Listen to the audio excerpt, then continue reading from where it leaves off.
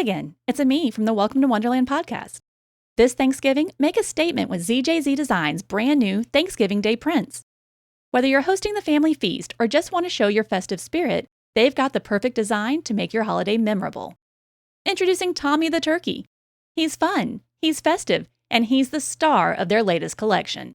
From playful tees to cozy long sleeves, Tommy will keep you looking stylish as you carve the turkey or sit back and enjoy the pie. And that's not all. Their Thanksgiving prints feature a variety of unique designs that capture the warmth and joy of the season, perfect for yourself or as a gift for a loved one.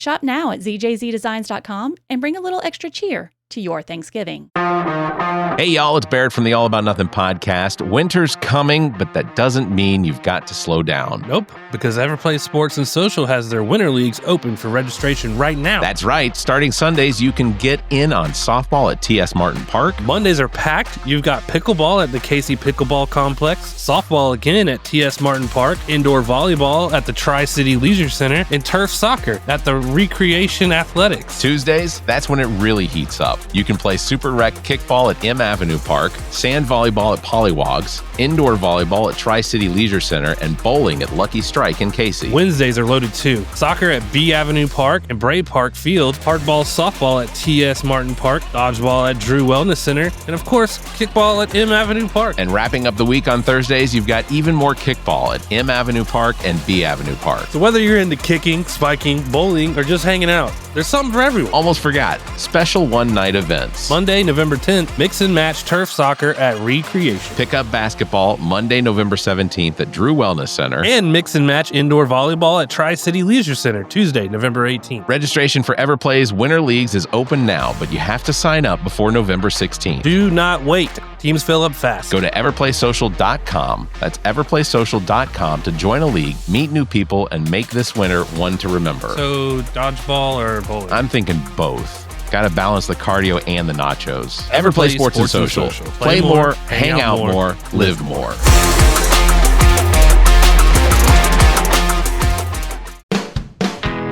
Welcome, everyone, to the All About Nothing podcast, kind of daily show. I am Barrett Gruber, host of the All About Nothing podcast with Zach King. You can find me across all of social media at Barrett Gruber. With me is the host of the podcast, Black, White, and Blue in the South with Dr. Jameel Brooks, Bill Kimler. You can follow him across all social media at Political Bill SC. If you want to participate in the show, you can chat with us on YouTube, Twitch, or Facebook. You can find links at the top of our webpage, theallaboutnothing.com.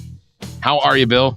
Doing great. The award-winning Black, White, and Blue in the South, I might add.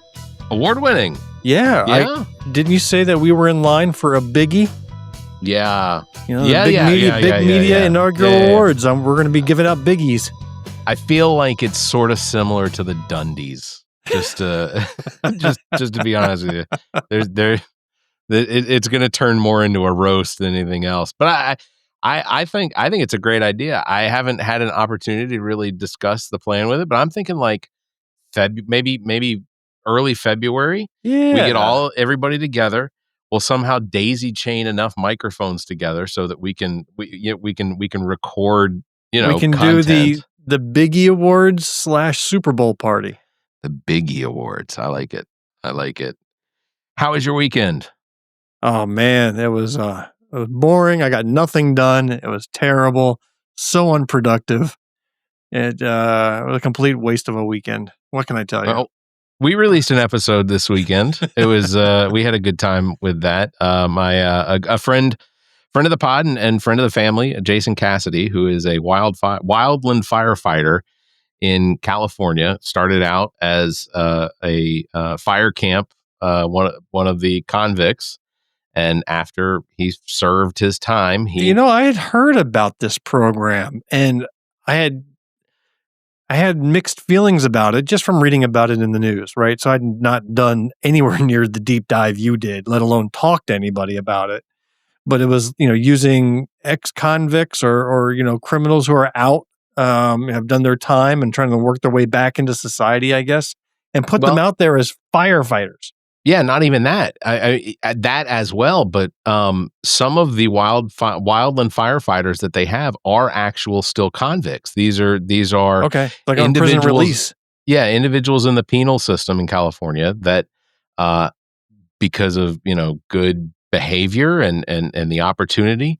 They actually, Jason's watching us right now on the. Well, I just got to say that I had this, I wouldn't even say preconception because I had read about it, but I was left with an impression like these guys were being taken advantage of, between a rock and a hard place. You're either doing hard time or you're on the front lines of wildfires. It's like, thanks for the choice.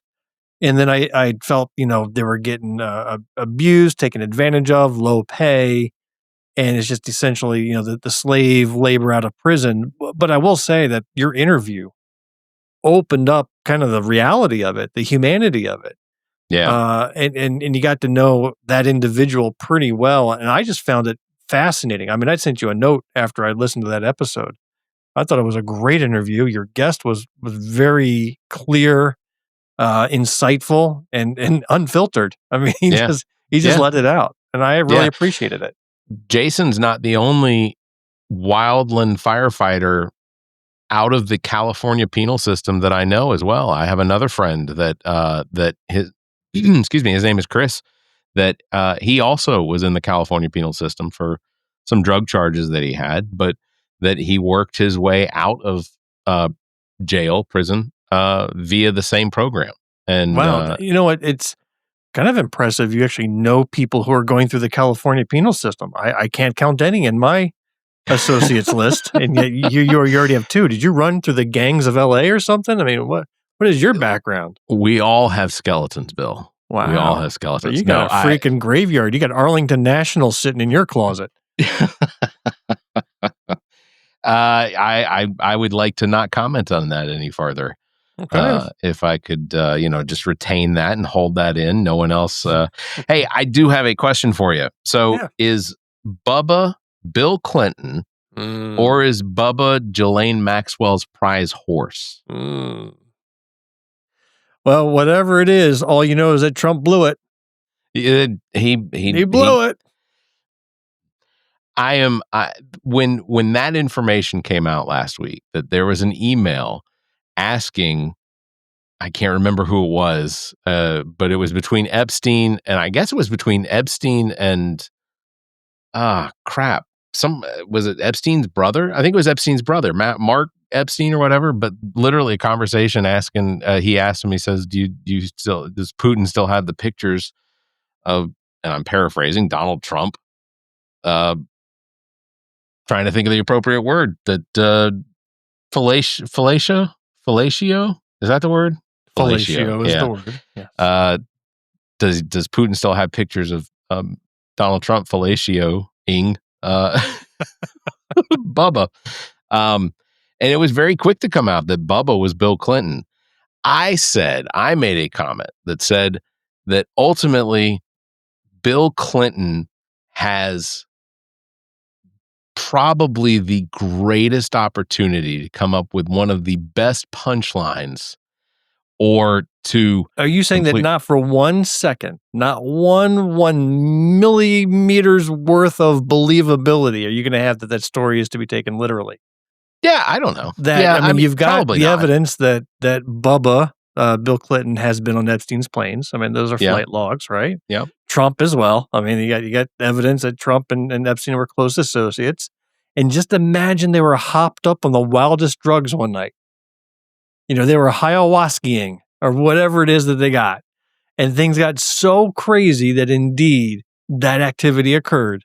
And there are photos. And Putin has them. I mean, what if you took everything literally? These are the same people that take the Bible literally, right? Yeah. You go word for word and everything happened exactly as it said in the Bible. So why not take this literally? What is the chance that that's the case? Well, and who does it hurt? I mean, if Clinton were to come out and be like, it hurts my brain, it hurts my eyes. Well, yeah, that's true. It hurts everything to even think about it. But let's say Clinton. I know Clinton's already come out and denied it. But denied what? If that Donald Trump and he in front of Epstein and I'm sorry, are you saying that he's actually come out and denied it? There was a denial of sorts. Okay, I didn't even know that he even addressed it. Yeah, he gave it a little bit of attention, but had he not, did he use one of those? It depends on what the definition of is. It depends. It depends on what the definition of blow is. No, No, he didn't no. say But that. Okay. if I were Bill Clinton, I would have come out and just been like, "Look, here's the thing. Donald Trump used to make a lot of donations to me, and this was the one thing that he asked for, and he wanted to do it to the president." And I don't know. I just think it would have been a really great opportunity for Bill Clinton to put Donald Trump, just humble him in some way, and then to be like, "No, I'm just kidding. It was a joke." I think Bill only Clinton in the world of Donald Trump could a story like this even emerge. Yeah. How much of all of the things that we saw released last week, how many of them would, for anyone else, it would have ended their administration. It would have completely upended their administration. We would be Forget last week. Go back to day one when he did that pose mocking the disabled reporter. Yeah. Like how did that wasn't the end of it? I will never understand. No, I couldn't tell you either. But like, if let's say he's already he is the president, but like for anyone else, this would have been the scandal. Any one of these would have been the scandal that would have ended his presidency. His cabinet would have already voted on the 25th Amendment, and we'd be swearing someone else in. So right? when you get your beard dyed blue, will that end any political aspirations you have? I just want to know. I don't have any political aspirations at this moment. So if we're going to bring that up, Atlanta Falcons lost to the Carolina Panthers twice this season. I do not have a date yet. Zach and I have discussed he is planning on using as high a quality dye as he can afford. He did make a comment that it will be as permanent as possible. And I hope you get your eyebrows. That would be the best. we never did. Oh shit. We never did come up with like a timeline for how long I have to keep this. Because of course I could just shave. Now my eyebrows, that's going to be weird. I don't, and I don't like the fact that you're putting thoughts into Zach's head. As he's applying it, I want him to do it slowly. I want him to do it with feeling, and I want music. I want certain music in the background. Bow, chicky, bow, wow, and chicky, bow. I want that in the background. I want to enjoy this. Yeah. So we're filming this. This has got to be filmed. Obviously, we got to make this is going to have to be content. Yeah. And why would you make such a bet? Why? Why would you even go to the mat with something like this? This is, I've not ever lost this bet. We've made this bet every year over and over and over. Never lost it. We've either split it or I've won. What was his consequences if he had lost? So if he had lost, he was going to have to run a 40-yard dash in front of our entire fantasy football league. And we were going to use his time to determine how we created the draft order. So if, let's say, so we would all guess as to what his time was in this 40-yard dash, and the closest people to that number, over or under, would then set the order 1 through 10. How? Again, you made a terrible bet. Like even if you won, you lost. I mean, watching him do it, was he doing it in a skivvies or something that'd be funny, or he's just running a 40-yard dash and you're turning that into a magic roll of the dice as to who goes first in fantasy league? I don't want to assume Zach's athleticism, but if, let's say, Michael Jordan is here, Zach's somewhere down here. No offense to Zach. Okay. I'm not. No offense to Zach. Of course, there's offense to Zach. Most of the offense is to Michael Jordan because there's not that much distance between here and here. Zach is not going to be happy about this. But I just thought it would be funny that if Zach lost, if the Panthers lost twice, to have Zach have to run 40 yards and us time it. Next time we'll make sure. Okay. I did acknowledge, though, I have never made a bet with Zach or with anyone else that actually cost anyone any money. So this will be the first bet that's had an outcome. He's going to have to pay for the die. I was going to say, it actually cost him money. Yeah, exactly. So it's, ultimately, I'm fine with it. I made my bed. I will lie in it. And all right. So at work, do you have to get into video conferences? I know you work from home. There have been requirements from time to time when we're on the phone with clients that we have to be on camera, but I don't have a client-facing job unless I am requested. Is this going to be you on camera? Exactly. Hi. Let me double check on that.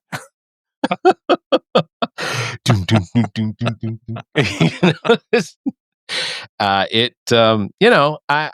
learned my lesson. I will not accept bets that are going to alter my outward perception. I don't want to have my beard colored blue, especially not Panthers blue.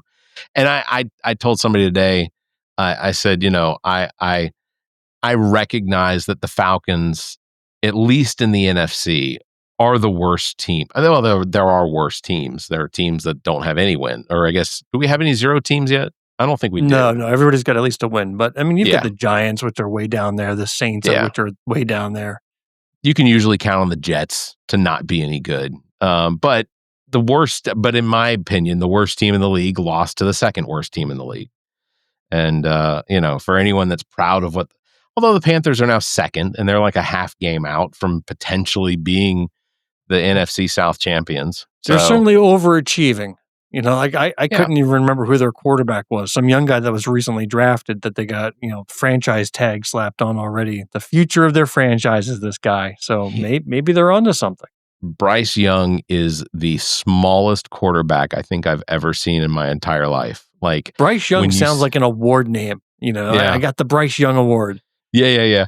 And nothing to be proud of, but when I see him standing among the giants that make up his offensive line, it's like, Michael Vick was that way. He was a tiny quarterback compared. Doug Flutie was tiny. I remember seeing him play for a little bit. Yeah. Tebow was kind of a shortish guy. There have been some notable tiny quarterbacks. Yeah, for sure. I'm a little embarrassed about the fact that I followed through with this bet, but well, next year maybe you can bet that the loser has to get decircumcised. And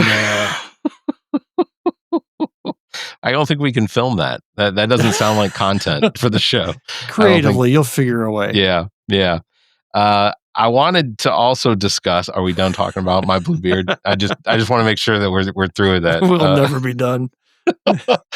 I want to make sure that we do it soon. I'm guessing that it will probably be after Thanksgiving. So I'm thinking somewhere in the between Thanksgiving and Christmas time period. Or you don't want to sit at the table with your extended family and everybody commenting on your blue beard? Let me tell you, the conversations with certain individuals in that extended family are uncomfortable enough, but for me to sit there and be like, this is how liberal I am. Look, I came with nobody dressed up with a red beard. When they always mock liberals as having blue hair, crazies, then there you are at the table with your blue hair. I'll own it. That doesn't bother me. I'll own it. Get a nose ring while you're at it. Get a septum where piercing. did I put it? I had it here somewhere. My nose ring I usually keep on my desk. I think I took it out and cleaned it earlier. That's why it's not here right now. So ultimately there will be probably at least 2 weeks, 3 weeks of this blue beard before I shave it off. Yeah. Family Christmas photos are going to be a blast this year. I can't wait to see the card. Do you all do family photos for Christmas? No. I mean, we do Christmas cards and we'll just do a collage of photos over the past year, but we don't do the standard, everybody get together. Your Christmas card's not up anymore, but I had your Christmas card from last year. It was nice of me. It was on the wall. Yeah, I thanked you. We talked about this. If you don't remember, it's because of your age. It is. But yeah, I did have a question. What was looking back on when your children were younger, what was the age about that they stopped taking you seriously? Like when they knew he probably wasn't really going to take a belt to me. Oh. Well, that kind of dismisses all the times I took belts to them, so I don't know that ever happened. I mean, I used to whip the shit out of my kids. There's your clip for the week. Yeah. I imagine I will message Amanda and ask her. No, I never raised them out of fear or intimidation anyway. So yeah, I don't know that there was ever a time they didn't take me seriously. I mean, I remember my son, second, third grade, maybe fourth grade, he had a bullying incident where he was a bully. He was bullying a kid on the bus. Yeah, he was a sweet kid otherwise, but I got a report from a parent that he was picking on another kid. And I had talked to him, sat him down at the kitchen table, and then I had him go get all of his Marvel comics, and he threw them in the trash. I made him toss his entire Marvel collection in the trash that he cherished. And he was just devastated. And I said, all of that stuff does not equal one other child's dignity. You made him feel so bad. And it says, I don't believe in inflicting physical punishment, but there's plenty of other ways to punish that leave an unforgettable life lesson. Yeah. And I think what I have recognized is that my daughters don't take me seriously almost all the time. And mostly it's because they're well behaved and they don't I don't have to, they seem to. Well, what's the evidence of them not taking you seriously? I mean, are you asking them to take out the trash and they just laugh at you? I mean, how does it manifest itself? Yeah, it's similar sort of situations when it comes to like, I asked one of them to I was trying to take the trash out and I asked one of them to grab a plastic bag so I could put it in the trash can. And she looked at me and she goes, "Really?" And I said, "Yeah, really." She goes, "No." And I go, "Yes, please." Like And what age is this? They're 11. Yeah. That's normal. 11. And then the only way to counteract that is when they need you to do something. Dad, Can you take me here? Or can you do it? No. Yeah. You just reply with the exact same response and attitude so they can feel what that's like. So I already have repaid on that one because there was no toilet paper in the bathroom downstairs, and I heard the scream from the yell from downstairs from upstairs. I need toilet paper. I said, "No, you don't."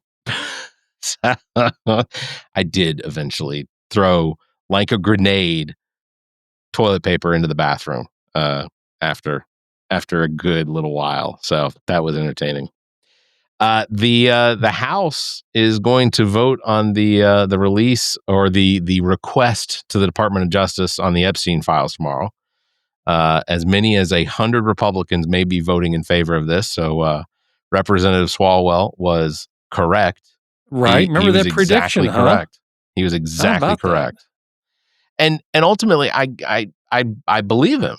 I think that he had these conversations that if it looked like this was going to be as bad as it is, that there were going to be defections from the Republicans. So why didn't Trump just allow it to or just let it happen? Why did he have to come out and then pretend like he supported this release now? Where all along he's been calling it a hoax. Yeah. And a distraction. Why is he now full-throated in support? Ultimately, I think I suspect that the reason, because he's tired of losing. I think the reason that he decided, you know what? Well, okay, so there's several things in play. I still don't think that this is ever actually going to release what the Department of Justice has in its possession, because ultimately what Trump did over the weekend was tell Pam Bondi, I open an investigation into any of the Democrats that are listed in the Epstein files, which means if there's an active Department of Justice investigation going on, that they don't have to turn over anything, that any request from Congress or even up to the Supreme Court can go as long as the investigation is open. And I suspect what we're going to have is this unending investigation into this to keep it from getting out. I think maybe it was a code to kind of say release only the ones that involve Democrats. Potentially. But there's going to be such a mismatch of, I mean, if they release the testimony from the grand jury testimony that was given by victims, because we know that is part of what the Department of Justice has. That was what was used to convict Epstein. So we know that if that gets released and there is no correlation between everything that came out with the emails that we got last week and all of the evidence that sort of has just been a slow release from the oversight committees and the Epstein estate and things like that.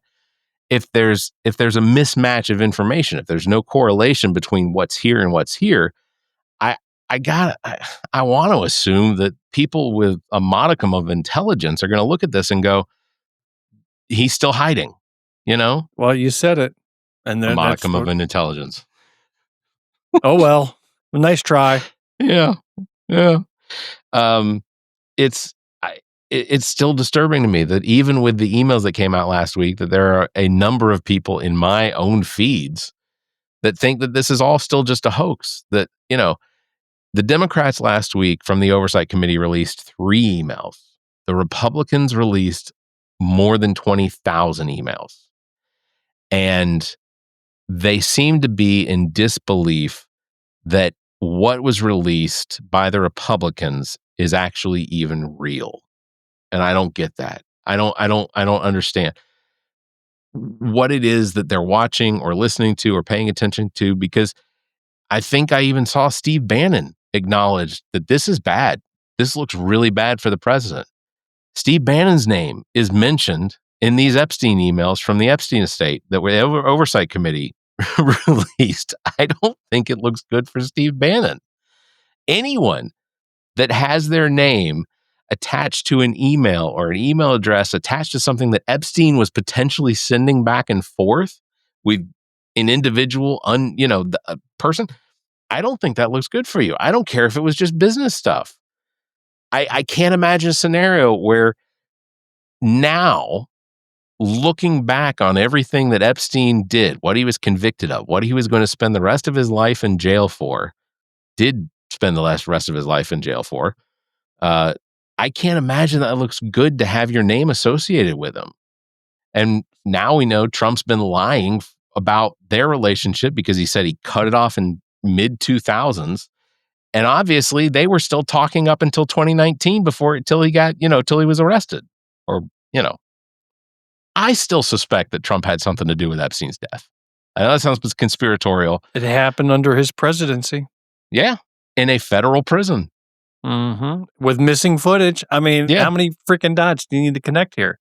It feels to appropriate. Take this local, what I'm finding fascinating here in South Carolina is the governor's race and Congresswoman Nancy Mace and all of them trying to get Trump's coveted endorsement. Right? That's the prized possession. Which one of these 5 candidates is going to get the Trump seal of approval? And Nancy Mace was one of the initial signatories on the discharge papers, right? Yeah. And Trump tried to get her to take her name off of it. She refused. Right. She's not getting no Trump endorsement. No. Right? Not before the primary. She's not getting any seal of approval from him. So has she just knocked herself out of the race because of this stance that she took? Well, it depends on how all this plays out. Because I think that there are a number of Republican representatives and senators that are facing the realization that if they don't vote in favor of releasing this data, even though now they're basically free and clear of any real responsibility because we all know that it's not going to have any impact. The Department of Justice in an open investigation isn't going to release anything. So now it's easy to sign on to it. And Donald Trump telling all of the Republicans in the House to vote in favor of it is basically him giving them a pass because it's not going to have any impact. He has to sign it into law if it comes across his desk. So ultimately, it's going to go out of the House into the Senate. Senate will likely pass it. Yeah. So now you get to the big moment. Will Trump sign his own execution warrant? And ultimately, I can tell you what he's going to do. there's an open investigation. I can't do anything about that. They're looking into it, so I can't sign this. He's not going to have one of his signing ceremonies where he holds his signature up and waves it around, right? It would literally be next to his acknowledgement of the 25th Amendment and being removed from office. Right. Speaking of stupid and Epstein and all of that, I did have one last thing that I wanted to share before we moved on. This was a clip from Megyn Kelly. And I'm assuming you've already seen this. We all know it. Yeah. This is one of the more disturbing things that I've seen lately. And ultimately, I don't understand. Megyn Kelly I've never been super impressed with Megyn Kelly, because she went from being, a Fox News host to she's bleeding out of her whatever to NBC and the Today Show. And then now she's back on, I guess, Sirius XM or whatever. Anyway, I wanted to share this real quick. This was from her show last week. As for Epstein, I've said this before, but just as a reminder, I do know somebody very, very close to this case who is in a position to know virtually everything. Not everything, but virtually everything. And this person has told me from the start, years and years ago, that Jeffrey Epstein, in this person's view, was not a pedophile. This is this person's view, who was there for a lot of this, but that he was into the barely legal type. Like he liked 15-year-old girls. And I realize this is disgusting. I'm definitely not trying to make an excuse for this. I'm just giving you facts. That he wasn't into like 8-year-olds, but he liked the very young teen types that could pass for even younger than they were, but would look legal to a passerby. And that is what I believed, and that was what I reliably was told for many years. And I find that to be absolutely disgusting, because if you watch that whole show from that particular episode. No, I want to be clear here. Was she stating her belief, or was she repeating something somebody else who virtually knew everything believed? I was listening carefully. I didn't hear her issue an opinion. I heard her issue, or just kind of repeat what opinion. She heard somebody else say. Right.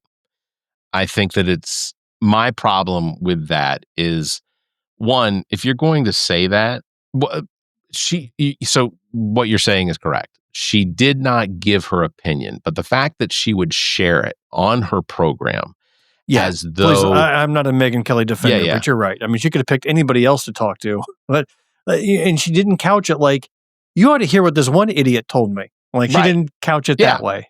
Yeah, and ultimately, like for me, I don't believe her story. Megyn Kelly is one of these reporters in the early days, and now a talking head that gave names. Like she would out someone, but someone in her sphere said something that to me is appalling. The idea that pedophilia has some sort of a cutoff date or birth or year or whatever, that anything before 9 is pedophilia. Everything after, gray area. No, that's insane to me, especially coming from Megyn Kelly, who took abuse from Donald Trump after he found her to be very attractive. Then he found her to be bleeding out of her eyes or whatever. Like how do you split the difference on that and be okay with it and act like this is normal? I just don't get it. Well, I'll tell you, she has been tarred and feathered with that little clip. And I would say deservedly so, and may her career be forever in the shitter from now on, because she has zero credibility in this world. Yeah. It's I would like to know if she's going to look into who Bubba is ultimately. I want an in-depth report. She knows somebody who virtually knows everything. That's true. Go ask this asshole what Bubba's about. That's what she'd be asking for, not his definitions of pedophilia. Ask what the definition of Bubba is. That's what we want to know. That is what we want to know. I want to know who Bubba is. And ultimately, again, I think Bill Clinton still has plenty of opportunity to come out and be like, you know what? It was me. It was me. Donald Trump, marginally okay at it. I honestly don't see Clinton out there with the zingers. That's just not his style. He's not an own the Trump type of guy. He's pretty bad at it. I know.